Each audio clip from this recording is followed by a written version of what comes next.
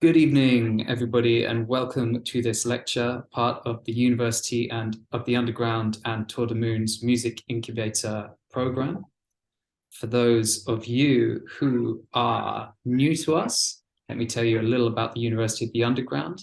We were founded in February 2017 and are a free, pluralistic, and transnational university based in the basement of nightclubs and actively working with both institutions and nightlife. As a charity, the hope of the University of the Underground is to bring generations together, to democratize access to public institutions, and trigger changes and critical reflections through the use of creative and experiential practices.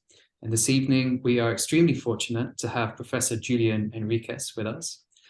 Julian teaches at Goldsmiths. He is a sound practitioner and a filmmaker. And with that, I will hand over to you. Cheers. Thank you. Thank you very much, Tom. So I hope you're seeing and hearing me. Tom, thank you for this invitation. And I'm looking forward to sharing some of my research actually with you as music makers. And I have to say from the start, I'm not a music maker, I'm not an engineer, but I study and research and basically what I call sonic culture. Right, and that is considering listening to the ways in which sound are important for community and for understanding the ways in which technologies can benefit society rather than be used to surveil and monitor us. And so what I'm going to do in the 30 minutes or so, there'll be time for questions at the end, is to tell you about the research I've been doing in Jamaica. And I want to make it relevant to you guys as practitioners, that's to say people who are actually making music. And I understand you're right in the middle of recording sessions and stuff like that. And so this, if you like, the chat, the talk that I'm going to give, hopefully will complement that. Someone should turn off their audio. I think it's a bit of chat there. And so what I'm on about is the kind of knowledge that you as music makers have, right, where you might actually not fully recognize it. And so what I'm saying basically in a nutshell, that there's a resource that you're probably using to make your music, to rehearse, to compose, to organize your material, to work the software packages, etc., that if you like, as people who are doing it, it's like it's in your fingers, right? It's in your body, it's in your ears, it's in your heart, very importantly, right? And that kind of, I call it knowledge, doesn't really appear in textbooks very much. It doesn't appear in the manuals. It's a kind of what we call an embodied kind of knowledge.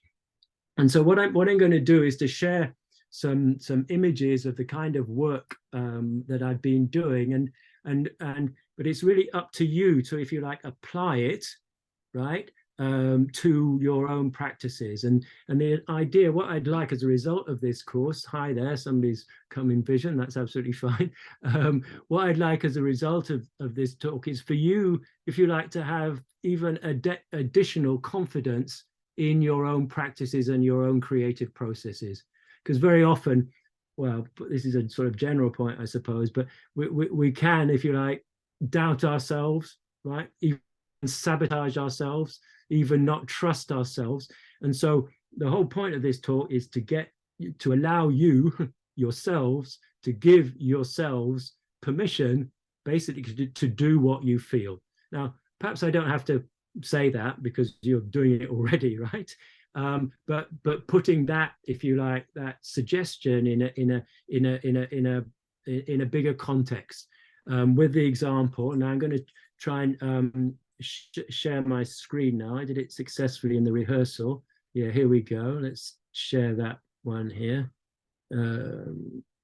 Right. Okay. So if I put that there and I start at the beginning and I say play, you might get a full screen version. How's that? Are you seeing the first slide there? Excellent. Okay, so there you are. That's the name of the talk, right? And so, as Tom kindly said, I'm a filmmaker. I made the feature film Babymother some years ago. That's a reggae musical set in Harlesden. And so working with musicians as a filmmaker really took me into this whole business of sound. And that's another short film I made. Babymother was a feature film. This was a short film I made in Peckham. So I'm very much into using local community talent to tell their own story. And the Ragamuffin one was entirely cast from musicians playing themselves, right? So I'm a believer in the, if you like, in the bottom up kind of thing. And then I wrote a book from the research that I had to do from that kind of work about Jamaican sound systems, basically called sonic bodies. And that's what we have. We have sonic bodies as well as visual ones, if you like.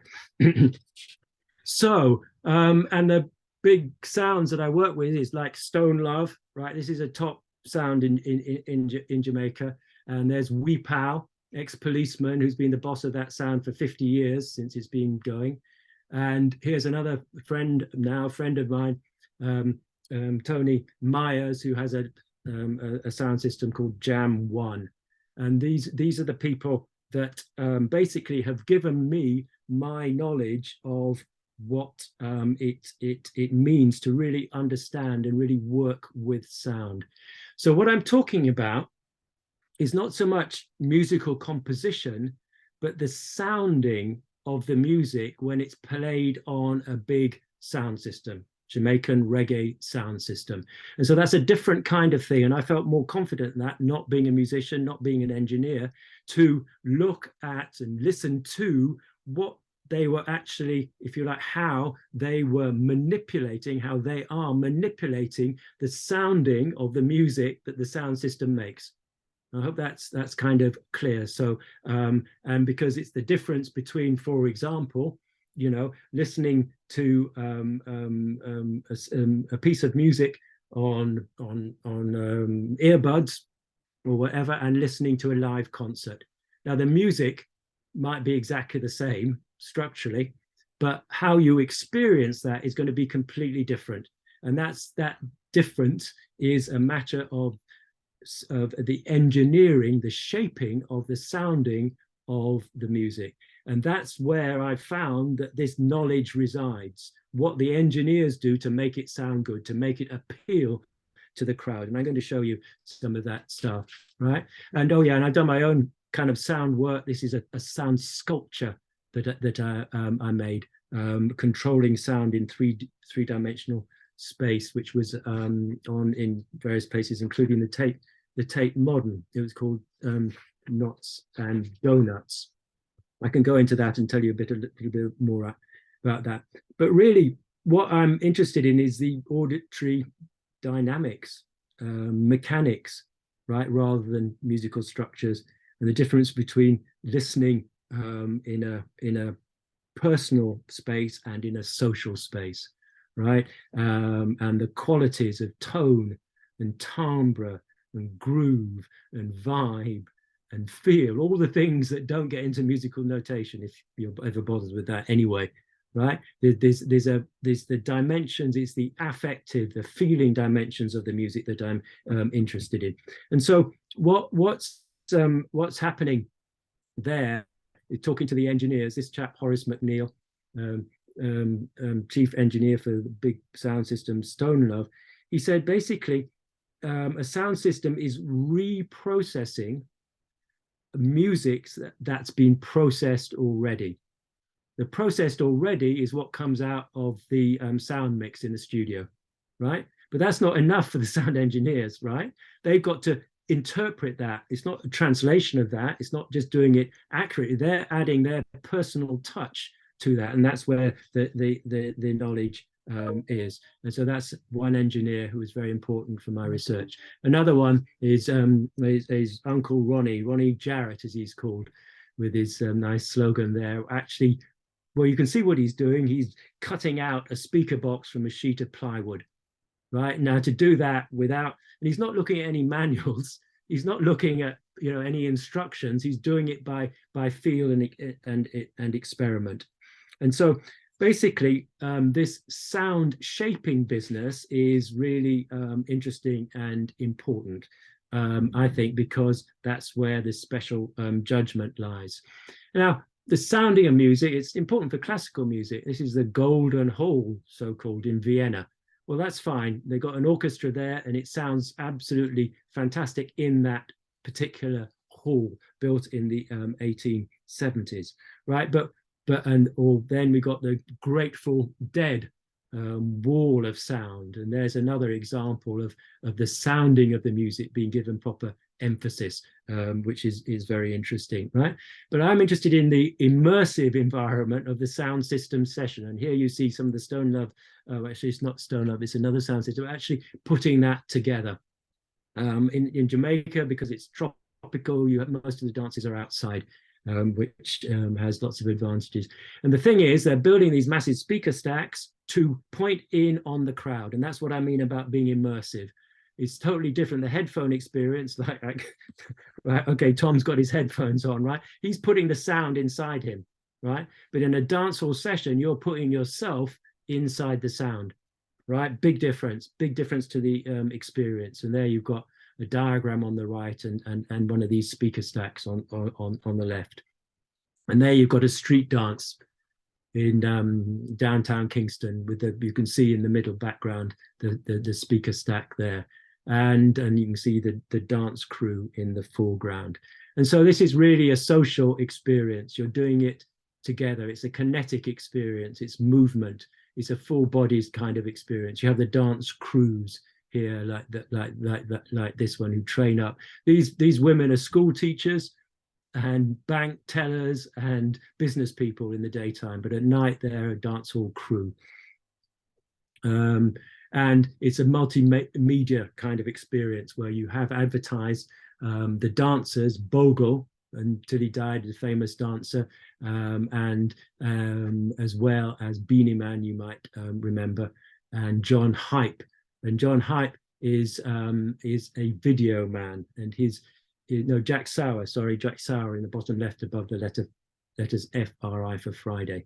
And this has been going on for ages, since 2004, as you can see there.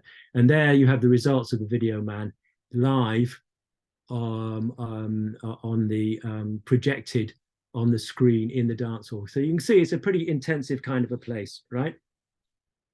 And so what kind of engineering goes into that? Well, there's a lot of kind of DIY, right? It's of actually making use of local resources. In this case, the electricity cables in the street, right? And so this is a kind of, if you like, an attitude of improvisation, not unlike musical improvisation, but with the technology itself, clamping it on without getting electrocuted, and then taking it into a transformer, right? But that's not an ordinary transformer to take the electricity from the street high voltages and low amperages to the ones that can power a bass amplifier. That's actually a converted water heater, right? So that's an example of the kind of lateral thinking that goes on. And there's the workshop where it's all put together. And there's I mean, that is a workshop for you. And there he's got a valve, tube, the old technology before transistors, and certainly before digital amplifiers, which you must be using now. Okay, and this kind of inventiveness came from a guy called Hedley Jones. And Hedley Jones not only invented the sound system, he also invented the electric guitar. And how he did both things, electric guitar, was to repurpose. This is a famous way of working, trial and error, and repurposing a old-fashioned type telephone. Do you remember the ones that we've probably seen pictures of them and seen them in films, which you actually have a receiver with a little speaker part there, you speak into it, and an ear part there. So he took the speaker part, the bit you speak into, which is really a microphone, and that became the first pickup of an electric guitar, right? And that was in Jamaica in the late 1940s. Very interesting, I think. Okay, and he's making and they're making speaker boxes. And so basically the idea that the sounding that they have to work with concerns volumes, right? This is important. And the volumes come from the amplifiers, but of course from the speakers that you can see. And also that's a cultural motif on the right, which is quite a famous European Hungarian artist. And I'm just make the link between the beauty of a sound system box on the left and the beauty of stuff that goes in the gallery. Because in my view, a lot of what the sound system people should be in galleries, or should be given that same status. Right. Okay. And this idea of what you can do with technology, you can see it here. It's a Caribbean taste of technology. A mad professor who is in fact originally from Guyana, but has been resident in South London for many years, and one of the pioneering dub producers. And dub music, indeed, is the music that has been, if you like, designed and composed to work on a sound system best of all. And so I look at the sound system, I hear the sound system as, if you like, the instrument for playing Jamaican music. You know, like calypso and soca can be played on steel pan in Trinidad. But in Jamaica, we got the sound system to play our different musics, dancehall, of course, but originally reggae and rock steady. And so that's important. Right, so the engineers, they're sort of fiddling around with the equipment, they're inventing things, right? They're, if you like, literally not taking anything for granted. Because the great thing is, if you like, their confidence to, well, I won't swear, but to screw around with what's available. Yeah, and as one engineer said, to make a piece of kit do what it's not supposed to do, right? And that's great. And that's an attitude. That's an attitude for composition. It's an attitude for being in the world as a sounding person, as a music person. And that's what I want to encourage. To, you know, as long as you're not endangering yourself or completely damaging the equipment so it won't function again, that's an attitude to have, to push it and yourselves to get the most out of it and to get new sounds out of it. So let me play you a little dub music. It doesn't always come across in very well on the Zoom thing, but I'll try that. See, can you hear? Are you hearing that? Okay. Are you hearing that? Okay. No. No, you may need to share sound as well in okay. Well, look, I'm not going to do that. I'll play some at the end, but let me just keep on because I don't want to fiddle around. Okay. Yeah. Okay. So if you're going to have loud sound, right? You've got to have the speakers to do with it, and this is the design for it.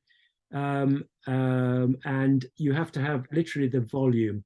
And remember, it's pointing in on you. You're not. It's the exact opposite of having a stage show. Because a stage show, you've got your artist, right, in the middle, and then you've got the speaker banks with a PA system on either side. Well, that's fine for a stage show. But the whole point of a sound system, you haven't got the artist, right? So what can the engineers do, and the DJs and the selectors, what can they do to, if you like, bring the music to life, right? And this is what the skills are, both in the performance of it with the selector, which tune to call next, right? And with the MC on the mic to hype up the crowd in a way, right? But also with the actual sounding of the music to make it as attractive as possible. And that's what the engineers do. And this is their embodied, their tacit knowledge, as it were. And so here's some old type amplifiers. Probably you've gone well past these. These are QSCs, right? And that's an important part of the kit. But loudness alone is no use whatsoever, right? Volume, you know, you say about speaking volumes, but you can't speak in volumes. You have to control it. And this is an example of the kind of control, the envelope of the sound. You probably learned about this in your classes and stuff. The attack envelope, how it hits at the beginning, right? How sharply it comes in. And that is very important. And that's precisely the kind of volume issue that the engineers are dealing with. And so, and as I say, it's probably familiar for you as well. And that is about measuring. They're measuring stuff, right? And the importance of that will become clear in a minute. They're because a volume is a continuous thing. It's analog. It's a variable, right? Not a fixed thing. And variables you have to measure, as in this measuring cylinder, right? And then, yeah, and the important thing is, when I'm going back to this diagram here, you'll see that they've got in this, it's a four-way system. That's to say that you have specialist speakers for the bass, for the lower mid, the upper mid, and the top. Right, and that is the critical thing in a way that distinguishes a sound system from just a normal PA. That you're splitting the frequencies more finely. And that is what this piece of kit does. That's a jar tubby crossover preamplifier, right? So you can control exactly the full spectrum, right? You can divide that up into different frequency bands, right? There's a crossover diagram. That's a four-way system. You can divide it up into different frequency bands. And the important thing about that is each amplifier gets its own specialist frequency to deal with. And an amplifier is much more efficient, right, when it's dealing just with a narrow thing rather than the full spectrum of the sound. And that's what they do. And the actual crossover point between certain frequency could go to bass or it could go to lower mid. That's what they're tuning up, right? And that really substantially affects the sounding of the system, right? And there's what you recognize as a graphic equalizer. They also use that as well. So basically, it's the volumes that they're measuring, and it's the frequencies that they're counting. And this is where their knowledge is. And they will do that all by ear. I mean, nowadays you can get a computer sort of simulation of all this kind of thing, all these variables. You can do it according to a calculus, right? But that's not the way it gets done in Jamaica with the traditional sound systems. Right, and so they're counting frequencies. And there's Mikey Dredd from Channel 1 putting on the vinyl there in a famous photograph. And it all comes from that the little groove on the vinyl with the needle and the vibration of the needle, whose scale of vibration is changed from something that you literally can't see on the vinyl to something that can literally have body impact with a bass line. And so this is another sphere of, if you like, of influence that the engineers have, is the actual transmission, the propagation of the sound. So they're dealing with the volumes, measuring the volumes, counting the frequencies, and then they're talking about what the technical term, as you will know, is transduction, of turning an electrical signal into an audio signal. And this was invented, in 1926. This is a patent for the first speaker, right? And so it's an old technology, but it's still absolutely critical, because unless we go analog, right, i.e. the analog being the wave vibrations in the air, the compression waves, then we're not going to hear anything. We're not yet digitally plugged in. We can't hear things digitally, right? We have to have a body surface vibrating, and it's our eardrum that vibrates in sync with the vibrations, literally the pushing and pulling of the speaker diaphragm, the actual bit that you will have seen move, right? So that was the third kind of way they manipulate the sound. They shape the sound. And the fourth and final one, of course, is mixing it all together. That is absolutely critical. That you've got to get your volumes right, you've got to get your crossover right, you've got to get your frequencies right, you've got to get you've got to get everything right, and it's got to work as an assembly, as an ensemble, as a whole.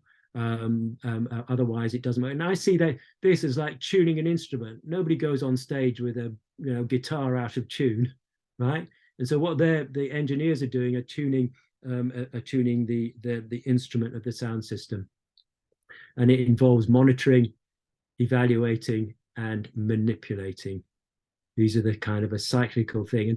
And tuning up the sound system, basically I've sat, it can take a matter of days. I said this again, days to tune up a sound system properly. And I've sat with the engineers doing that, and you have to give your ears a rest every, hour or so, right? Go away and do something else and then come back and listen. But that is just an example of the care that is taken and probably isn't recognized by hardly anybody outside the engineering community. I'm not even talking about the followers of the sound system. They probably don't realize why they like the sound so much, and certainly not for the general public. And yeah, this is and I like to sort of make an association between what's physically happening with the sound and what's happening in our feelings, right? Because a sound wave is a compression and a relaxation, right? And the compression is tension, right? And the relaxation is kind of catharsis, is a relaxing. And everything in the body is the body muscles and everything. It's about these two: the tension and then the relaxation, the tension and the relaxation, right? And that's an emotional thing that is being achieved by the literally the sound waves, right? And so, but this has a depth to it as well.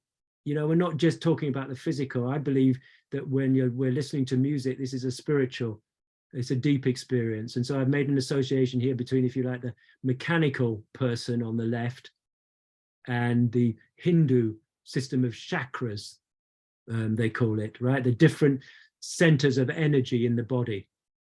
And I believe that they may not actually recognize it as such, but the engineers are they're not really tuning, well, they're not only tuning a sound system, they're tuning a human body. They're tuning the audience, the crowd, to be responsive, to be open, to be affected by what they're hearing. And now, that's a big responsibility, isn't it? Right? They are actually tuning people through sound waves, right? But that's, I believe, that absolutely the way they talk about it, not in terms of chakra and Indian systems, right? But in terms of being sensitive to the crowd, in terms of generating. They want the crowd to love, they want the crowd to be drawn into the music in this immersive, inward-facing speaker kind of thing. And here you have a young lady on the left who is basically the moment of joy, you could say, right? And that's what the aim of all this tuning up is about, to create a joy, to create an enjoyment of being with other people, but also being totally with yourself. And you've got the Rastafarian Ras Hartman, who's sort of in a way diagrammatized, made a diagram of it. Okay, and so the tuning up is going on. It's tuned to the human body, to the different energy centers that we have, and then on top of that, that's if you like, there's the DJ performance. Perhaps I can play these again. This is classic U-Roy kind of thing, where on top of everything, to further enliven the music, we've got the chat, the toaster, as they used to be called in Jamaica, who's chatting on top of the of the rhythms, beautifully tuned underneath his, and he's if you like, extemporizing very often. He's making it up as he goes along, and that is another example of this kind of embodied knowledge, which I think is generally undervalued. And yes, and as you will know, perhaps you've had lectures on the history of rap and hip hop and stuff, and if it was a good lecture, they will have told you that hip hop was very significantly influenced by Kool Herc in the Bronx in the 80s, right? And Kool Herc was a Jamaican, funnily enough, right? So what he was bringing to America was what had been going on in Jamaica. Whoops, you're not going to hear that. Okay, and then there's I could go on a little bit longer, but that's Lee Scratch Perry's recording studio, and that really was to make the point of how the music is composed in the studio is with all this stuff that I've been talking about in mind. right? Which is very important, and of course King Tubby. And so the idea of dub music and deconstructing the music as well as putting stuff on top of it is absolutely a marriage between the music production and the music playing. And so with your compositions and stuff, it's important to think about where it's going to be heard, right? And so a lot of music is heard on headphones and stuff, and so that's going to very much affect your mix. Whereas if you know it's going to be heard on a proper sound system, or at least a PA system, you're going to literally mix it in the studio differently to be able to be most effective on the, if you like, the platform, the sounding platform that you know it's there with, right? Okay, I think I might stop there actually. I mean, I could go on. I'm going to stop sharing at least, but I'd be very glad to to have your. Whoops, it's all frozen on me. What are you seeing? Can you? Are you? I need to base. What am I doing here? That's interesting, but it's not you. Can I need to escape that. Yes, now you can see me, right? Okay, that's good. I'd like to see you guys, if you don't mind. If you want to ask a question, it'd be good to. I've had some good nods by the lady who's Sydney. Thank you very much for your encouragement. But that's about all I've seen. Hiya, hi you all. Hope you enjoyed that, and hope you got some questions. Yeah, thank you so much, Julian. Anyone want to jump in with a question? Yeah, okay. Well, I can ask a question, which is a really broad one, but what do you think happens, or what is the interest, or the when you think about something as a knowledge system as opposed to as a culture, or as a genre, or a practice? Well, that's a good question. Thank you very much, Tom. If you think about it as a knowledge system, if you like, in a way, calling it a knowledge system has a polemical value, has an argumentative value, right? Because society is geared round knowledge. Knowledge is power, so-called. Michel Foucault, French theorist, has been on about that for a long time, right? So we know that knowledge is important, whereas it's, if you like, if we say something's a knowledge system, it perhaps helps to get it taken more seriously. It doesn't affect how you do it, right? But it's basically it can be very important in getting it recognized as something that's valuable. I suppose in a way, the thing that just popped into my mind now, it's like when something gets badged as a UNESCO World Heritage Site, people say, "Oh, wow, it must be important." It's a sort of like curating, right? So, and so calling something a knowledge system can help things be made more important that otherwise might be dismissed or taken for granted, right? And also, not just, if you like, and then secondly, it helps, if you like, broaden our idea of knowledge to be more than just rational knowledge, more than textbook knowledge, right? More than something that can be quantified, right? So if we can have knowledge about qualities, I didn't use that word, but it's this, what the sound system engineers are doing is about the qualities of sounding, right? Then that literally makes us, I think, richer, because what is the whole way of neoliberal politics and the whole is to quantify everything, right? And so very often when you quantify things, not that it isn't convenient, right? Not that digitization hasn't many uses and your studios will be probably digital, but it shouldn't have the monopoly. It shouldn't be the only way that we think about what we're doing through quantities. quantification. And so knowledge can help us get to recognize the qualities, the as I said, the texture, the timbre, the value of what we're doing. Thank you.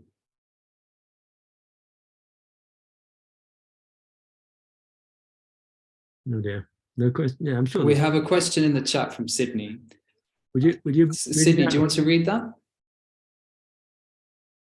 Or maybe it's noisy where you are. I'll read it. I was wondering if you had any thoughts on how a live performance artist can integrate knowledge of sound systems to enhance the quality of their performance, or are live performance artists more concerned with PAs? Well, I've been working with a local sound system to me in Goldsmiths, Unit 137, right? And they've been doing some very interesting work where they're bringing artists on to perform on the sound system, right? And so it's a mix with the sound system. They've got vocalist Jerry Lyons. They've got an amazing French horn player, right? And I tell you, you know, French horn on top of a dub track is really very, very lovely to listen to, right? And so one way of doing it, rather than the live performance, to make it more like a sound system, is one way to go. But you can also do the other way around, to get a sound system and to gear your live performance to that, because the sound is completely different from a PA system, right? Now, a good PA system is very good, right? You know, was it Formula One? Is it? There's some. Anyway, they're very good systems around, which I hope you're using, right? And so I'm not knocking that, but I mean, if you like, knowing a little bit about sound systems might help you when you're doing the sound check, right? When you're doing, because and I've been with Unit 137 in South London, they've been running some classes on how to compose for sound system, and there's certain frequencies that a sound system likes, and so you want to put those frequencies rather than other ones in your mix.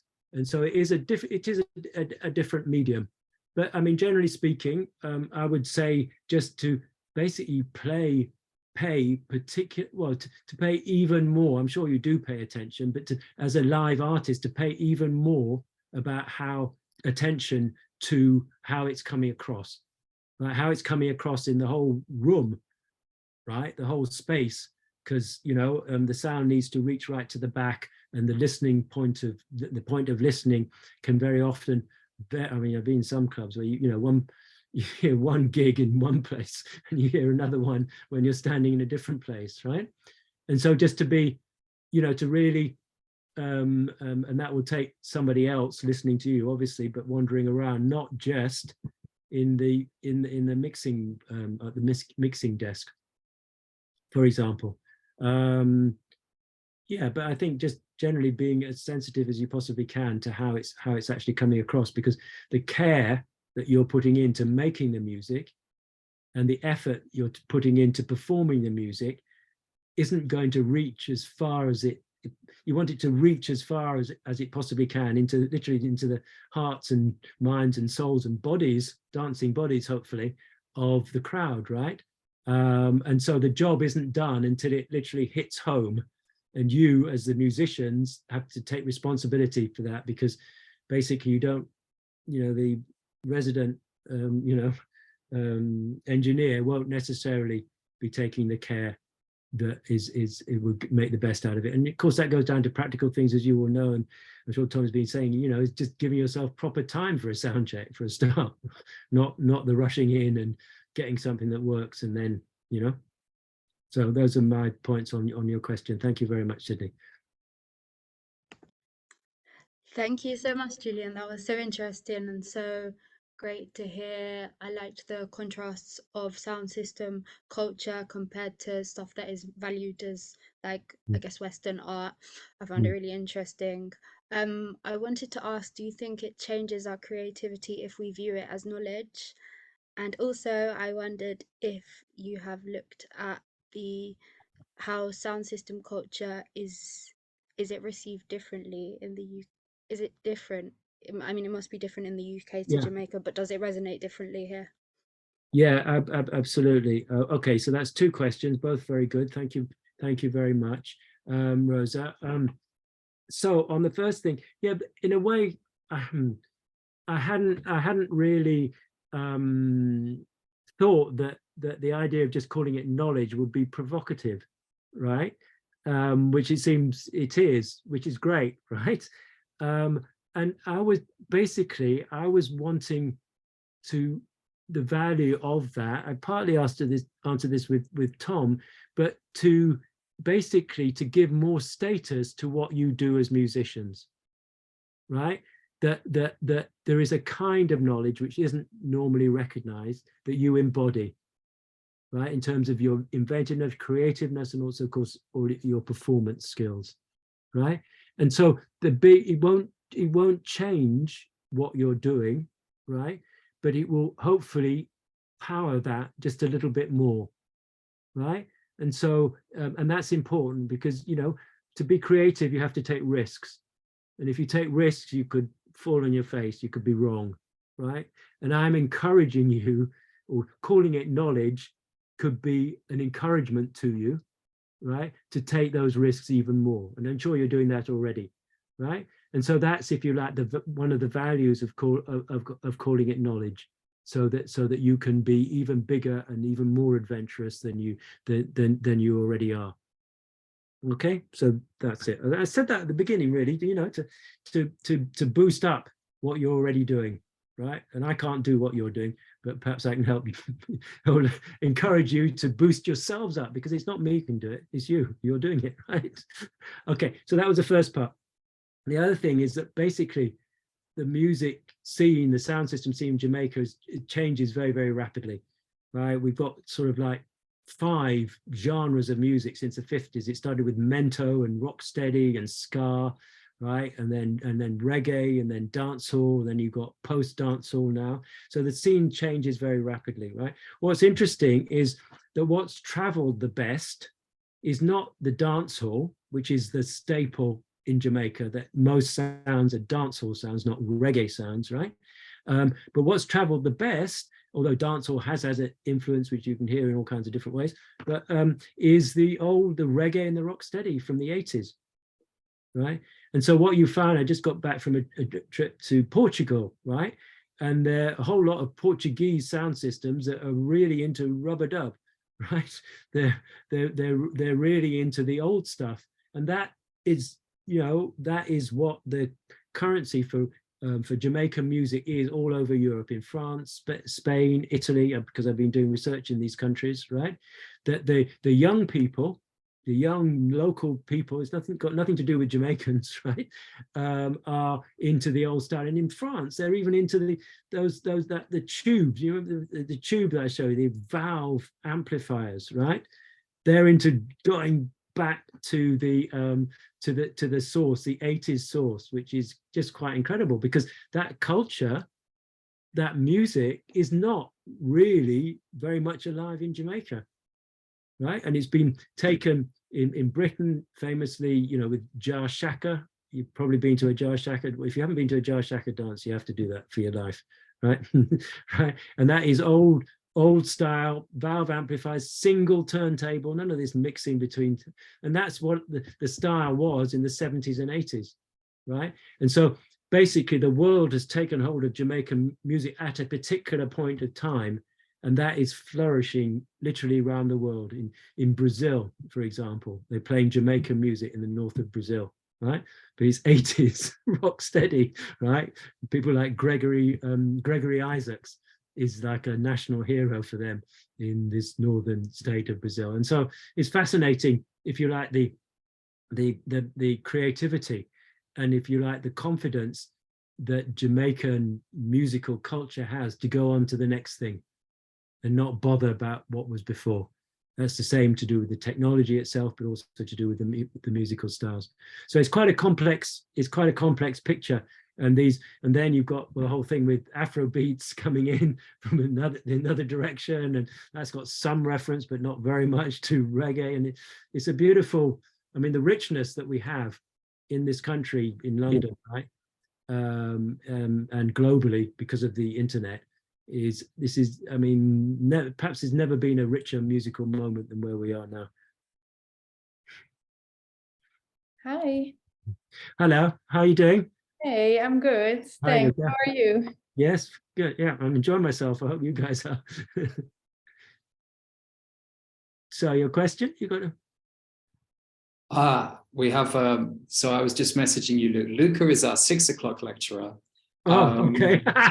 You've just joined our 5 o'clock lecture. Oh, so sorry. You're very welcome. So no wonder you don't have a question. God, you have lectures back to back. That's a bit exhausting for the students. It's true. Right, well, we should be finishing up now. It's 5 to 6 according to my watch. Yeah, indeed. So Julian, thank you so much for joining us. That was fascinating. I really enjoyed it. Very, very grateful to have you with us. And I will close the recording. So good night and thank you so much to everyone who's joining us online. Okay, bye-bye. Good luck for your next lecture as well. Take care. Bye-bye. Bye.